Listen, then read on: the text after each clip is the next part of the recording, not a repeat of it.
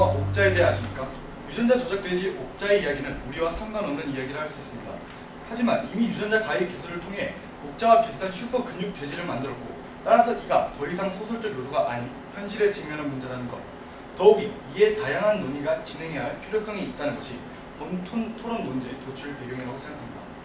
유전자 가위 기술과 바이오 산업의 정의는 토론의 요강의 배경문에 제시된 바이오 산업 안전성 정보센터의 정의를 따르고, 바람직하다의 정의는 표준 대사전에 바랄 만한 가치가 있다라는 정의를 인용하겠습니다. 저희는 총 3가지의 근거를 들어 본 논제에 찬성합니다. 첫째, 유전자 가위 기술은 바이오 산업의 수요 증대에 따른 발전을 가져다 줍니다.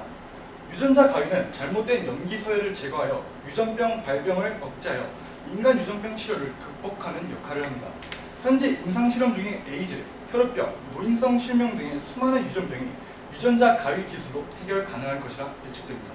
이런 질병들의 치료가 가능해진다면 그 안전성과 저렴한 가격으로 인해 수요는 급증할 것이라고 예상되고, 이는 결국 바이오 산업의 지속적인 발전을 가져올 것이라고 예상합니다. 둘째, 유전자 가위 기술은 산업적 용도로서 충분히 안전성을 검증받았습니다. 영국 로슬린 연구소 크리스틴 버카드 박사는 유전자 가위 기술은 염기 서열을 제거하고 조작하는 것이므로 자연적인 진화의 가속화이다라고 말했습니다.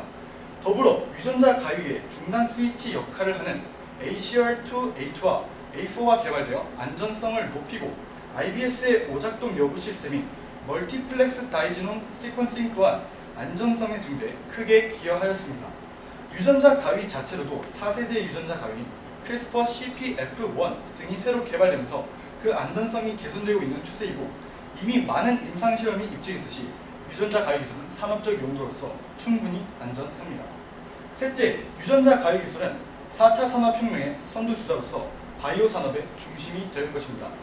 김용삼 유전자 교정 연구센터 센터장은 생체 정보의 축적량이 급속도로 팽창하면서 유전자 가위 기술의 영향력이 어느 정도까지 확대될지는 예상하기 힘들다라고 말했듯이, 유전자 가위 기술은 생명공학뿐만이 아니라 IoT, 빅데이터 기술과 결합하여 폭발적인 성장을 가져다 준다고 말할 수 있습니다. 생명공학정책연구센터의 2016년 보고서와 같이 향후 유전자 가위의 성장은 이런 4차 산업혁명의 발전에 선구자적 역할을 한다고 볼 수 있습니다. 이상 본 발제자는 첫째, 유전자 가위 기술은 바이오 산업의 수요 증대에 따른 발전을 가져다 준다는 점, 둘째, 유전자 가위 기술은 산업적 용도로서 충분히 안전성을 검증받았다는 점, 셋째, 유전자 가위 기술은 4차 산업혁명의 선두주자로서 바이오 산업의 중심이 될 것이라는 점을 들어 본 논제에 강력히 찬성하는 바입니다. 이상입니다.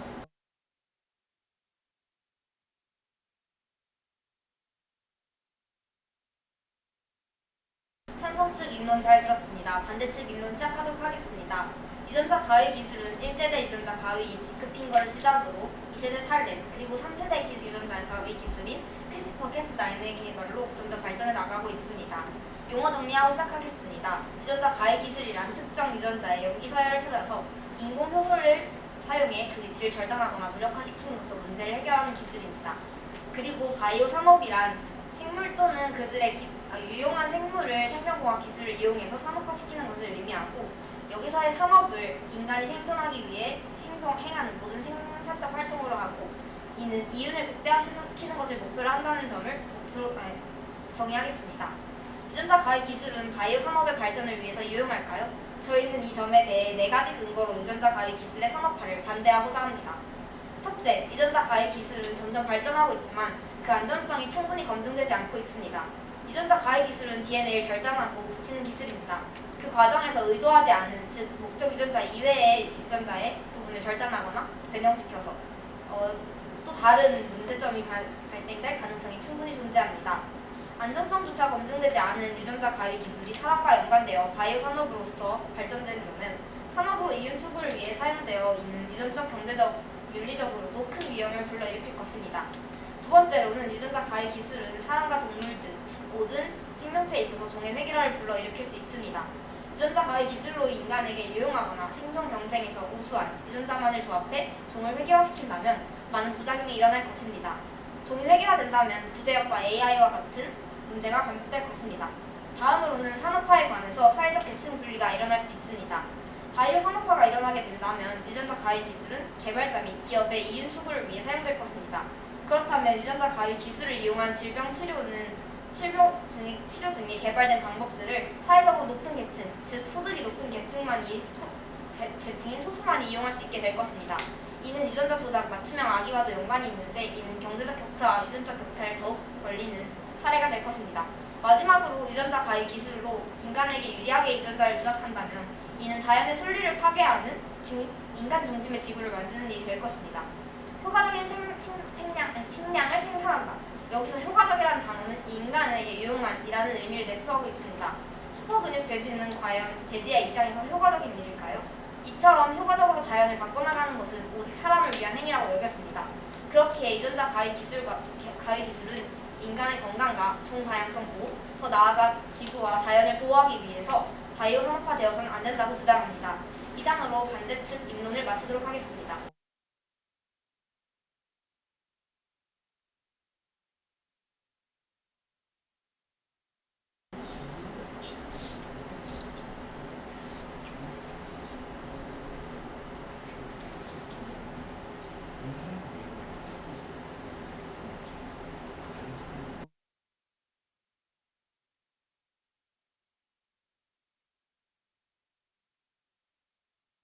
앞선 과일제 굉장히 인상 깊게 잘 들었습니다. 그럼 첫 번째 질문 드리도록 하겠습니다. 아까 말씀드렸듯이 의도치 않은 부분에 이 타겟이 되는 오토 타겟 현상에 관련돼서 유전자 가입 기술이 불완전하다고 말씀하셨는데 맞습니까? 네, 맞습니다. 하지만 이와 같은 경우에는 중국 홍진용 박사가 수년 전에 연구한 이 결과가 이런 것이지 현재는 예를 들면 우리나라 IBS에서 유전자 가입 오작동을 예측하거나 RNA 염기서열을 좀 더 효율적으로 해독할 수 있는 방안 등 안정성의 문제는 굉장히 비약적인 발전을 하는데 그럼 이에 관해서는 논리적 비약이 있는 거 아닙니까? 어떤 점에서 논리적 비약인가요? 반대측에서 발제하시기를 유전자 가입 기술로 인해서 안정성이 낮다고 하셨는데 이런 안정성은 지금 비약적으로 발전하고 있습니다. 안정성의 문제는. 그래서 결국에는 안정성이 약하다는 말 논리적인 비약이 있는 거 아닙니까? 안정성이 무조건 낮다고 한 것이 아니라 그런 안정성에 대한 논란, 위험성에 대한 논란이 충분히 존재할 수 있다는 것입니다. 만약 그러한 안정성 검증 기술이 발달한다고 하더라도 네, 그럼 인정하시는 거죠? 인정하는 것이 아니라 그런 안정성에 대한 문제가 항상 존재할 수 있다는 거죠. 안정성이 100%인 기술은 없지 않습니다. 그럼 그런 부분에서 이견이 있는 것 같습니다. 다음 질문 드리도록 하겠습니다. 종의 획일화에 대한 문제를 제기하셨는데요. 인간의 진화나 모든 생물의 진화는 좀 더 우월한 종으로 나아가기 위해서 획일화가 있는 것인데 그럼 이런 종의 획일화의 문제는 잘못된 것입니까? 아니요, 잘못된 것이 아닙니다. 네, 잘못된 것이 아니고 그러면 결국 유전자 가입 기술은 좀 더 병에 강한 인간, 좀 더 병충해에 강한 식물들을 만들어내는 것은 이런 충분히 바이오산업 발전을 위해서 충분히 의미 있는 말씀이시죠? 의미 있는 거라고 말씀하실 수 있으십니까? 근데 그러한 유용한 종으로의 발전이 항상 환경에 이로운 영향을 가져다 줄까요? 그에 대해서는 저도 참 되묻고 싶습니다. 종의 획일화 같은 경우에는 환경에 이로운 영향보다는 우리의 초점은 포커스는 바이오 산업의 발전이기 때문에 바이오 산업의 발전을 시키기 위해서 좀 더 병충해에 강한 그런 작물들을 만들어낸다면 그리고 또한 이런 작물들은 대부분 자연에 방사하는 것이 아니라 플랜테이션 농업이나 인간의 가축 농장에서 사용되었듯이 굉장히 인간이 제한적이고 통제하에 되는 것이기 때문에 자연의 상호작용은 반대측이 말씀하신 대로 그렇게 큰 영향을 미치지 않을 거라 생각하는 이에 대해서 어떻게 생각하십니까? 저희는 그래도 혼입의 가능성이 충분히 존재하고 생태계 교란의 가능성도 존재한다고 생각합니다. 네, 그럼 다음 넘어가겠습니다. 계층 분리 때문에 양극화의 문제가 발생하신다고 하시는 게 맞습니까? 네, 맞습니다. 그럼 이에 대한 원인은 기업의 독점이겠죠? 왜 기업의 독점이죠? 아니면 이 기업체들이 공급하는 게 굉장히 제한적으로 공급한다는 말씀이십니까? 소수의 계층들에게? 아니요.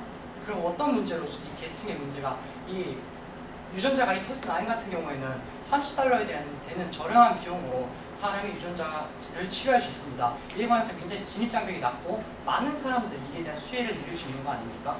유전자 가위 크리스파 캐스9과 그것과 관련된 효소들은 $30일지 몰라도 그것이 치료제로 이렇게 기술로 발전이 된다면 그것은 $2,000 이상의 그런 고비용으로 잡힙니다. 김진수 유전체 연구단장의 말로는 50만 원 정도 비용으로 저렴하게 유전자 교정을 할 수 있다고 말씀하셨습니다. 이처럼 그러니까 금액은 금액일지라도 과거에 비해서 굉장히 낮은 비용으로 점차 감소하고 있는 경향성을 보아서 종래 유전자 치료보다는 굉장히 많은 사람들이 수혜를 누릴 수 있는데 이것이 소수의 계층에게만 국한되는 경우로 볼 수 있습니까?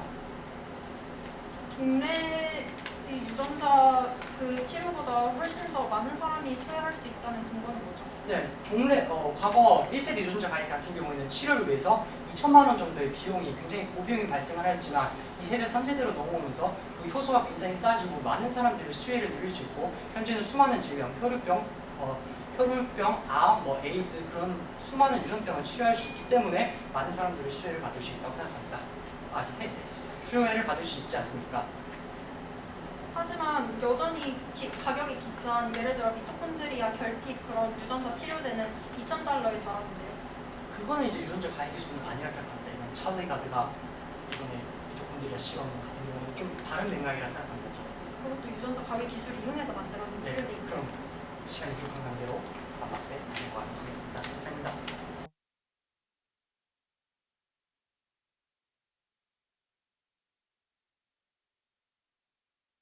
네, 먼저 찬성 질의만 잘 들었습니다. 이반의 그 앞부분에서 도입에서 옥자를 언급하시면서 슈퍼근육돼지에 대해 언급을 해주셨는데 유전자 가위로 그 슈퍼근육돼지를 만들기 전에 벨지안 블루라는 종이 존재한다는 것을 알고 계십니까? 알지 못합니다. 네, 벨지안 블루라는 종이 있습니다. 벨지안 블루는 자연분해가 아니고 그 육종인데 유전자 그런 기술을 사용하지 않고 그냥 이렇게 교배를 시켜서 만든 종인데 마이오스타틴 유전자에 그것도 똑같이 결함이 있습니다. 그걸 보고 그 한국과 중국에서 그걸 모델로 해서 마이오스타틴 유전자를 인위적으로 제거한 그것이 슈퍼근육돼지인데요. 이 벨지안 블루라는 종은 그런 교배로 만들어졌음에도 불구하고 심폐와 뼈, 관절상 질병을 앓거나 합병증으로 인해 조기 사망에 이를 수 있으며 자연분만도 어려워 90%가 출생 중에 사망한다고 합니다. 이렇게 아직 슈퍼근육돼지는 그런 문제점이 밝혀지지 않았지만 이렇게 교배로 인해 유전자 가위 기술을 적용하지 않고도 이렇게 마이오스타틴 유전자를 제거해서 만든 것에 문제가 있는데 그럼 슈퍼근육돼지의 안정성은 어떻게 보장할 수 있습니까? 앞서 발제에서도 로슬린 연구소의 크리스틴 버카델 박사의 말처럼 결국에는 자연적인 진화에 가속하기 때문에 이러한 과정에서는 그런 문제들이 좀 없어지겠죠. 그리고 이 마이오스타틴 제거 돼지 이외에도 거기까지 듣겠습니다. 방금 말씀하신 거는 그 유전자 가위 기술을 사용한 것이 결국 육종의 가속화 과정이다. 이 말씀인데 그 유전자 가위 기술의 적용으로 인해서 그 모델 생물이 다른 그런 질병을 그것과 별개로 다른 질병을 또 가질 수도 있다는 점 저희는 강조하고 싶은 것이고요. 또 수요 증대에 따라서 그 발전이 이루어질 수 있다. 안정성이 확보되고 저렴한 가격이 됨에 따라 수요가 급증할 것이다라고 하셨는데 아까 언급한 것처럼 미국 상부암호 바이언스사에서 개발한 그 미토콘드리아 결핍증 그 유전자 치료제는 $2,000에 이르고 현재 암 수술이 보편화되었다고 모두가 그 암 수술을 받을 수 있는 것은 아니지 않습니까? 하지만 그 유전자 가입 기술은 아까 지적하였듯이 2세대, 3세대로 넘어오면서 진입 장벽이 굉장히 낮아졌습니다. 미토콘드리아 결핍 치료제 같은 경우에도 수많은 연구를 거치는 아직은 초기 연구 단계 아닙니까? 그렇기 때문에 그것이 진입 장벽이 낮아지면 많은 사람들이 수혜를 받을 수 있다는 것을 지적을 하고 싶습니다. 네, 알겠습니다. 그 다음으로 산업적 용도로 충분히 안정성을 검증받았다고 하셨는데 안정성이 계속 연구되어 검증되어도 안정성이 100%인 기술은 존재하지 않는다는 점 인정하십니까? 하지만 우리 인간 유전자를 볼 때 몇 네, 개의 아니오로 대답해 주시면 감사하겠습니다. 네, 그럼 다시 한번 질문 주시기 바랍니다. 안정성이 계속 연구되어 검증이 되어도 안정성이 100%인 기술은 지구상에 존재하지 않는다는 점 인정하십니까? 그럼 당연히 인정합니다. 네, 그러면 4차 산업혁명을 언급을 해주셨는데 유전자 가위 기술이 IoT와 빅데이터랑 결합할 수 있다고 하셨는데 그런 사례를 제시해 주실 수 있나요? 인간의 게놈 프로젝트가 바로 그 빅데이터 영역이죠. 게놈 프로젝트 때문에 우리 유전자 가위 인간의 연기서열을 어떻게 변형하는지에 대해서 알게 되고 이 빅데이터를 활용해서 좀 더 많은 사람들이 그럼 그 유전자 데이터를 빅데이터로 이야기를 하시는 것이죠? 30억 개가 넘는 그런 유전자 연기서열을 알아냈죠. 게놈 프로젝트를 위해서. 네, 그리고 혹시 바이오해커의 존재에 대해서 알고 계십니까? 네, 미국 DNI 국장이 지적했다고 말이죠. 네, 그리고 바이오해커는 현재 2만 원이면 유전자 가위 기술 키트를 구매가 가능해서 그것을 가지고 그 허가를 받지 않고 연구를 하는 사람들이 있다고 하는데 이러한 문제점을 어떻게 해결할 수 있을까요? 근데 이 문제 같은 경우는 유전자 가위에 국한된 것이 아니라 우리 탄저균이나 수많은 생체거나 아니면 수많은 테러의 광범위한 네, 알고 소비에 있습니다. 하기 하지만 때문에. 유전자 가위 기술은 또 다른 위험성을 지니고 있는 만큼 유전자 가위 기술에 대해서 그런 것이 부족하다는 점 말씀드리고 싶고, 그 식물이 아까 그러니까 유전자 가위 기술로 만들어진 식물이 혼입된 거, 그러니까 아까는 실험실에서 랩에서만 그렇게 뭐 재배를 할 것이다, 그 플랜테이션 형태로 그런 식으로 재배를 할 것이다라고 말씀하셨는데, 그것이 만약 혼입된다면 그걸 어떻게 구별할 수 있을까요? 근데 혼입된다고 해서 문제가 발생할 여지가 있습니까? 네, 있습니다. 만약 제초제 저항성 결을 만든다면 그게 강하니까 살아남게 되겠죠? 그럼 그것만 네, 이상으로 마치겠습니다.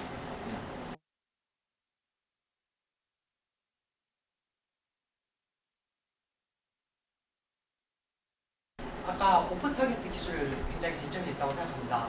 오프 타겟 기술 같은 경우에는 100% 인간을 정확하게 타겟을 할 수 없지만 인간의 유전자는 항상 10개 내지 항상 수십 개 정도가 계속 변형이 된다고 알고 있습니다. 이런 유전자 변형은 자연적인 거기 때문에 기술을 좀 더 정밀하게 해결을 한다면 이런 오프 타겟 효과나 수많은 이런 부작용들을 해결할 수 있습니다. 또한 종래 많은 연구들이 그것을 가능하다고 입증을 하였습니다.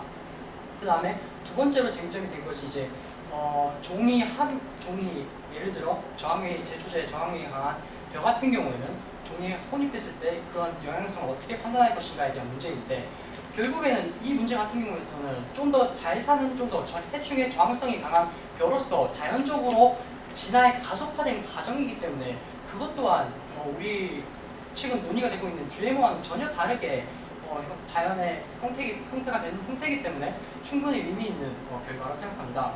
그리고 두 번째로 쟁점이 되었던 게 이제 종의 획일화의 부분에서 종의 획일화의 질문에 대해서 명확한 답변을 못 들은 것 같은데, 이 종의 획일화 같은 경우에는 인간의 자연적인 진화 과정이 좀 더 생명력이 강한 또한 생명력이 강한 육종을 그렇게 바꾸는 과정이었기 때문에 종의 획일화 부분에서는 절칙이 문제를 정한 것 같습니다. 또한 자연의 순리 파괴에 대해서 말씀하셨습니다. 하지만 계속 강조했듯이 유전자 가위 기술은 진화의 가속화의 단계라고 볼 수 있기 때문에 이것이 자연의 순리, 또한 자연의 순리라는 부분은 굉장히 추상적인 관념입니다. 우리가 자연의 순리라는 것을 우리가 어떻게 명확하게 정의를 할 수 없는 부분이기 때문에 이 자연의 순리와 같은 경우에는 논리적 비약이 있다고 생각합니다. 그리고 이 유전자 가위 기술에 대해서 찬성 측과 반대 측에서 굉장히 논쟁이 됐던 것이 결국에는 이 윤리적 문제인 것 같습니다. 이 윤리적 문제 같은 경우에는 우리가 유전자 가위 기술에서 윤리적 문제와 유전자 가위 기술을 서로 대립적인 거라고 생각합니다. 대립적으로 생각하시는데, 유전자 가위 기술과 윤리적인 문제는 같이 서로 상충해 나가면 충분히 해결 가능한 문제입니다. 국무회의에서 논의됐던 바이오 산업 기술 증진을 위해서 유전자 가위의 윤리적인 논의가 굉장히 많이 진행된 걸로 알고 있습니다. 이와 같은 경우에는 이런 윤리적 문제를 충분히 해결하고 많은 사람들이 수혜를 누리고, 또한 아까 지적하셨듯이 미토콘드리아 결핍인 찰리 가드와 같은 아이들도 이런 낮은 진입 장벽에 의해서 유전자 가위를 통해서 그 아이들도 새로운 삶의 희망을 느낄 수 있는 그런 기술이 바로 유전자 가위고, 그것이 궁극적으로 바이오 산업의 발전을 가져다 주기 때문에 가져다 줍니다. 이상입니다.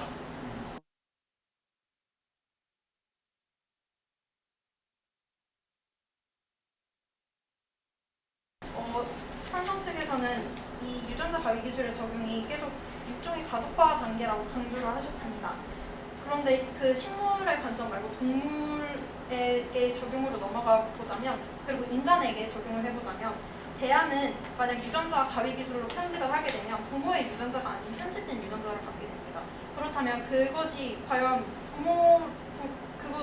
부모의 유전자를 온전히 받은 것이 아니기 때문에 그것을 과연 그 온전한 그 부모의 아이를 볼 수 있는 그런 윤리적인 문제가 충분히 생길 수 있고, 그리고 저희는 윤리적인 문제와 이런 산업 기술이 대립된다고 생각하는 것이 아니고 이 기술 자체로서는 중립적이겠죠. 근데 이 기술이 산업이랑 결부가 되었을 때 문제가 될 수 있다는 것을 말씀드리고자 한 것입니다.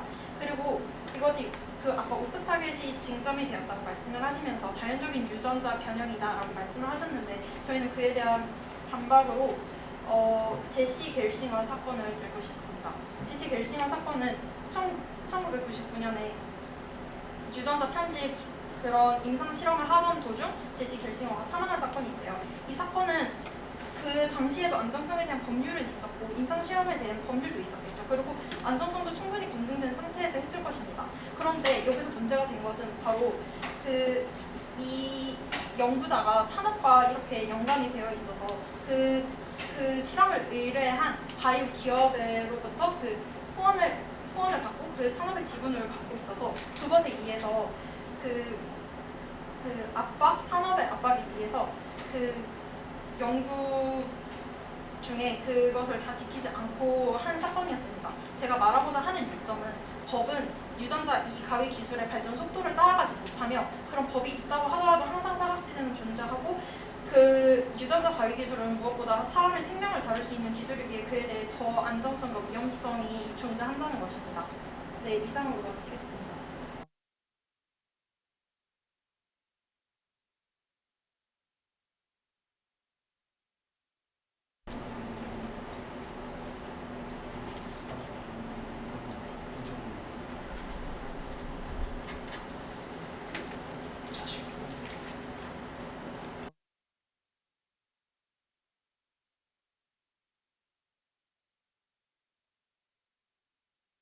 네, 앞선 입안 잘 들었습니다. 그럼 저희 측부터 부차 질의를 시작하도록 하겠습니다.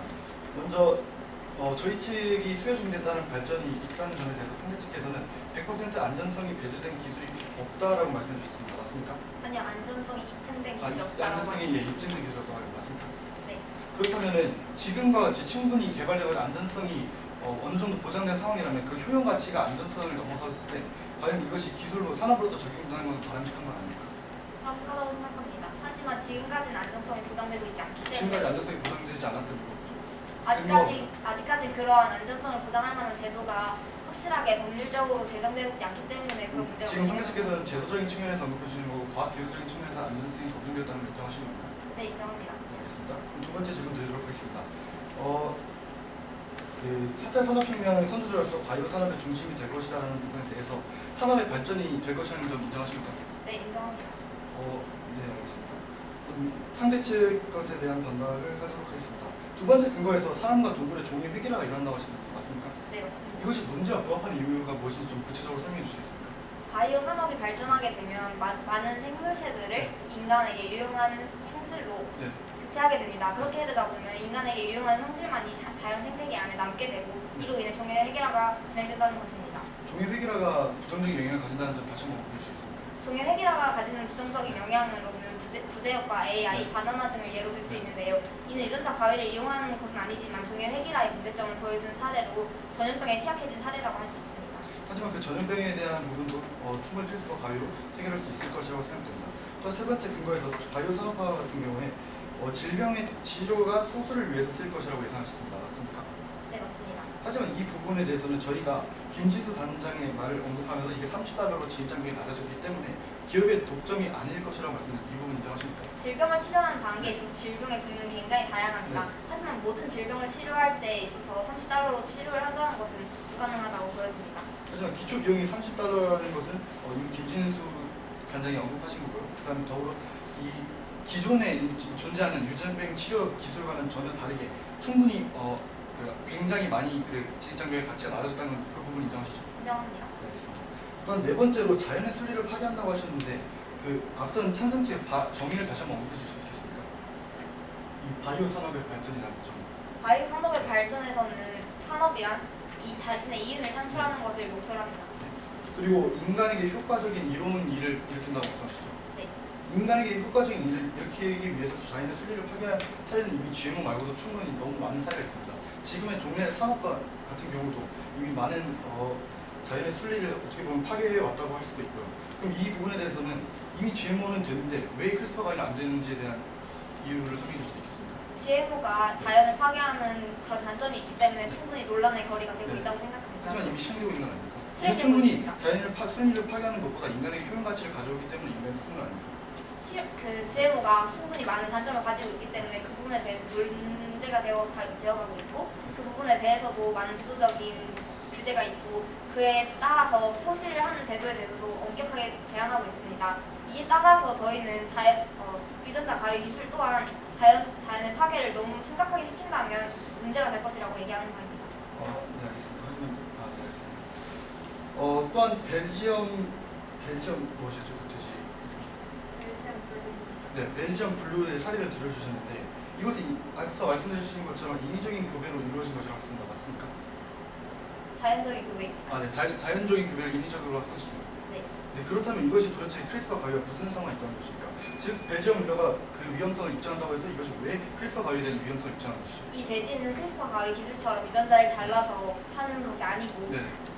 그 교배를 인위적으로 시키는 것을 의미하는 것입니다. 유전자에 대해 직접적인 네, 그렇기 위험성이 때문에 있습니다. 그 직접적인 위험성에 대한 관련은 없는 것으로 판단합니다. 또한 이상을 마치도록 하겠습니다.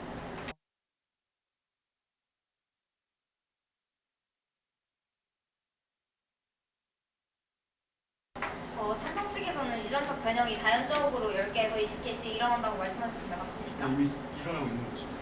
하지만 네이처 메소드 잡지의 미국 스탠퍼드 대학교 연구 사례를 보면 유전자 가해 기술을 적용한 뒤에 표적 유전자 이외에 다른 1,500개 이상의 유전자의 부위에서 돌연변이와 유전자 결실 등의 문제가 발생했다고 하였습니다.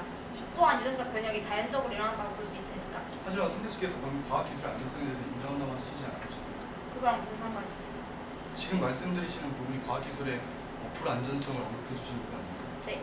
하지만 상대측에서 앞선 교체질이 인정하신다고 말씀하셨죠. 저희의 주장에는 유전자 가해 기술이 불안정하기 때문에 반대한다고 하였습니다. 하지만 과학적인 기술로서의 안전성은 충분히 검증되시다고 상대측에서 말씀해 주신 거고요. 이 부분에 대해서는 더 이상 공부하지 않도록 하겠습니다. 그럼 다음 질문으로 넘어가겠습니다. 네. 유전자 변형 치료를 저렴한 가격으로 하여서 수요가 증가할 수 있다고 하였는데 네.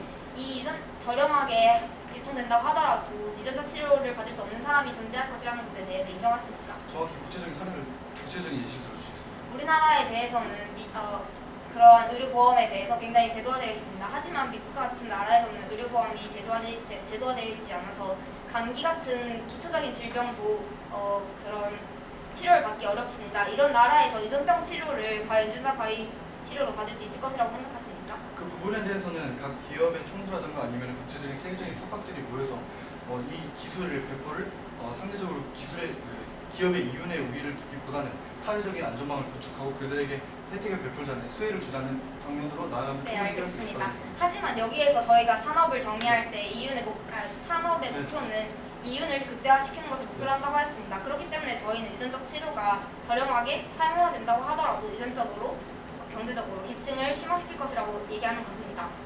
다음으로 임상시험의 사례가 많다고 하셨는데 어떤 사례가 있었는지 제시해 주실 수 있으시겠습니까? 한 가지만 제시해 주십시오.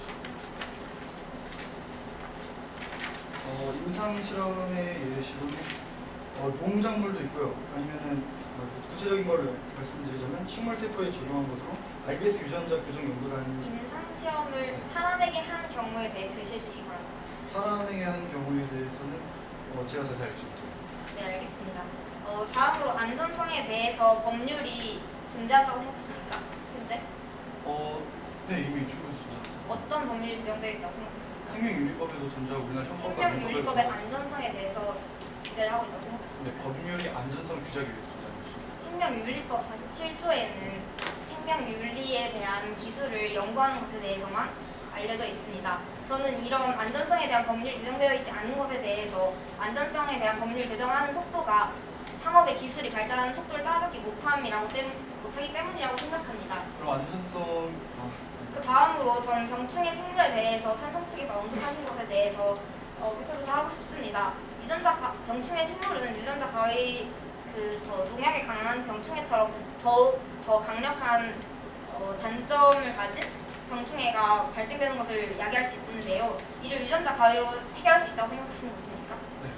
하지만 유전자 가위 기술로 유전자 가위 기술을 대체하는 일이 꼬리에 꼬리를 문다면 이는 점점 더 유전자 가위 기술의 발전이 없으면 더 단점으로 발생할 수 있다고 생각합니다. 하지만 그 부분에 대해서는 기술의 어쩔 수 없는 측면이라고 생각합니다. 앞선 발칙해서 100% 안전성이 배제되는 것이 없다는 그런 논리와 같이 기술에서도 기술이 발생하게 되면 그것에 따른 전반화에 의해서 다른 기술의 문제점이 발생하기 마련이고 그것을 그 기술로 극복하려는 노력은 분명히 있을 것이라고 생각합니다. 하지만 그런 노력 중에서 그 속도가 따라갈 수 있는가 없는가에 대해 말씀드린 것입니다. 이상으로 교차조사를 마치도록 하겠습니다.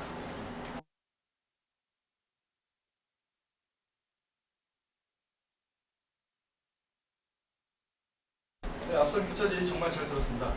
저희 측의 주장과 상대 측의 주장을 요약하면서 문제를 정리하도록 하겠습니다. 저희 측에서는 첫 번째로 수요 증대에 따른 발전이 있을 것이라고 말씀을 드렸습니다. 상대 측에서는 이에 대해서 위험성에 대한 논란이 충분히 발생한다. 또한 100% 안전성이 배제된 기술이 없다고 말씀해 주셨습니다. 하지만 저희는 아까 말씀드린 것 같이 이에 대해서는 충분히 안전성이 상대 측에서 직접 언급하신 것처럼 과학적으로 안전성이 검증되었고 이는 인간이 가져다줄 효용, 즉 HIV 환자 또는 다른 여러 유전병 환자들에게 가져다주는 혜택이 그 안전성에 대한 논란보다 충분히 우월해 있다고 생각하기 때문에 이에 대해서는 산업의 발전을 충분히 가져올 수 있을 것이라고 생각합니다. 또한 두 번째로 산업적 용도로서의 안전성은 언급해 드렸고요. 세 번째로 4차 산업혁명의 선두주로서 바이오 산업의 중심이 될 것이라는 부분에 대해서는 산대 측이 인정해 주시면서 유전자 가입 기술이 바이오 산업의 발전에 가장 중요한 중심 역할을 할 것이라는 부분도 인정해 주신 것으로 간주하도록 하겠습니다. 또한 반대측 문제는 첫 번째로 안전성이 검증되지 않았다고 하셨습니다. 하지만 저희가 아까 계속해서 언급해 드린 것 같이 95% 이상의 표적 이탈 효과를 배제시켰고요. 다른 여러 임상 실험과 연구에서도 충분히 그 안전성에 대한 논란은 이미 많이 논의가 진행되었다고 생각합니다. 또 앞으로도 많이 진행될 것이고요. 또한 두 번째, 사람들 또는 동물의 종의 폐기라가 일어난다고 하셨습니다. 하지만 이 부분에 대해서는 생태계 교란과 같은 경우에는 아직 잠정적인 추론이라고 예상하고 이에 대해서는 정확한 근거를 들어주시지 않은 점 말씀드리고 싶습니다. 또한 세 번째로 바이오 산업화가 기술의 질병치료의 소수를 위해 쓸 것이라고 말씀드렸는데 저는 이 부분에 대해서 김진수 단장의 말씀을 언급하면서 이들이 독점이 아닌 사회적인 안전망 구축으로 나아갈 수 있을 것이라는 충분한 가능성 또한 언급해드렸습니다. 또한 네 번째로 자연의 순리를 파괴한다고 하셨는데 아까 상대 측에서 정해주신 것과 같이 인간에게 효과적인 것이 바로 바이오 산업의 발전입니다.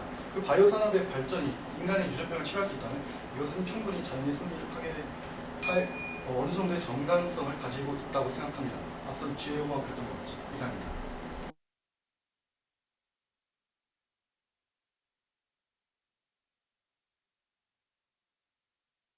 찬성 측 제 반박 잘 들었습니다. 찬성 측에서는 저렴한 가격으로 인해 바이오 산업의 수요가 증가할 것이라고 하셨습니다. 하지만 여기에 대해서는 이 기술이 상용화되기 전까지는 그 누구도 그 가격에 대해서는 모르고 제가 아까 과학적 검증에 대해서 안정성이 확보되었다고 말씀을 드렸던 것은 지놈 시퀀스에 의해서 검증이 된 것을 말씀드린 것인데 앞으로 기술이 발전한다면 과학은 자명하기 때문에 충분히 더 검증이 필요하다고 생각합니다. 또한 안전하다라는 부분에 대해서는 다양한 종류의 질환이 존재하고 이를 사람에게 적용했을 때는 다른 식물과 동물에게 임상시험을 적용했을 때와는 달리 다른 반응이 일어날 수 있기 때문에 사람에 대한 검증 결과가 없는 바 저희는 여기에 대해 의문을 가지고 싶습니다. 또한 4차 산업의 선도주자인 바이오 산업에 대해서 독점을 하지 않는다면 문제가 될 것이 없다라고 하셨는데 저희가 말한 산업은 이윤을 추구하기 때문에 산업화된다면 목숨과 생명을 다루는 사업인 바이오 산업이 충분히 독점으로 이어질 수 있고 이는 산업적인 문제가 될 수 있다라고 말씀드리고 싶습니다. 저희 반대 측에서는 안전성이 검증되지 않은 즉 지금까지의 법률이 제정되어 있지 않고 그렇지만 문제를 야기하고 있는 이런 바이오 산업에 대한 안전성에 대해 문제를 제기하고요. 두 번째로 종의 획일화에 대해서 어떻게 대처할 것인가에 대해 묻고 싶습니다. 또한 산업화로 사회적 계층 분리가 일어나는 것에 대해서는 아무래도 소득 격차가 일어나기 때문에 피할 수 없을 것이라고 생각하고 인간 중심의 지구에 대해서 사람의 욕심이 과다하게 된다면 아마 동물과 식물에게는 효과적이지 않은 지구가 될 것이라고 말씀드리는 바입니다. 이상으로 제 반박을 마치겠습니다.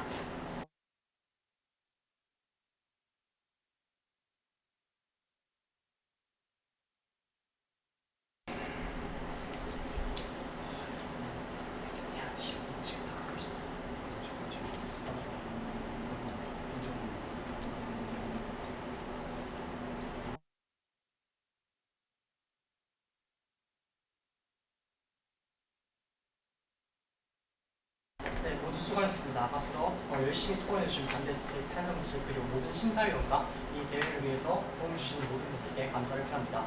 그럼 이제 마지막 초점을 시작하도록 하겠습니다. 정말 첨예하게 많은 토론이 오간 것 같습니다. 하지만 그에 관해서 수많은 이유도 존재하고요. 그렇기 때문에 우리는 수많은 쟁점을 좀 짚어줘야 할 필요성을 느낍니다. 첫 번째로 말씀하신 게 임상실험 중인 것이 없다고 말씀하셨는데요. 임상 중인 것은 지금 현재 혈우병이나 에이즈나 혹은 인간 배아 실험을 통해서 수많은 임상 실험이 진행 중입니다. 또한 인간 중심의 지구를 강조하시면서 인간만이 살 수 있는 이 유전자 편집 기술에 대해서 지적하셨는데요. 현재 멸종 위기종 매머드를 복원하는 사업은 인간 중심의 사업입니까? 아닙니다. 자연을 위해서, 자연의 멸종된 동식물들을 복원하기 위해서 유전자 가입 기술은, 또 지구를 위해서 유전자 가입 기술은 활용될 수 있다고 생각합니다. 앞서 말씀드렸듯이 이 본 논제의 경향은 윤리적인 문제로 첨예하게 대립을 하였습니다. 하지만 아까 반박에서 지적을 하였듯이 이 유전자 가입 기술과 윤리적인 문제는 전혀 이 대립적인 문제는 아닙니다. 충분히 많은 논의가 필요하고 이런 윤리적인 문제를 만약에 해결을 한다면 우리 유전자 가입 기술은 또한 아까 반대측에서 인정을 하셨듯이 유전자 가입 기술의 산업 발전을 돕는다. 그리고 안정성이 충분히 낮아진다라는 것을 충분히 인정하였듯이 유전자 가입 기술을 이런 논의들과 그다음에 우리 생태학적으로 가서 멸종위기 동물을 복원한다든가 그런 논의들을 충분히 한다면 인간뿐만 아니라 자연, 지구, 그리고 전 인류, 전 세계가 모두 상생하고 발전하고 또한 궁극적으로 바이오 산업이 기하학적으로 발전시킬 수 있는 가장 큰 역할을 할 수 있을 거라 생각합니다. 그런 결과로 본 찬성 측은 위와 같은 논제를 강력하게 찬성하는 바입니다. 이상입니다.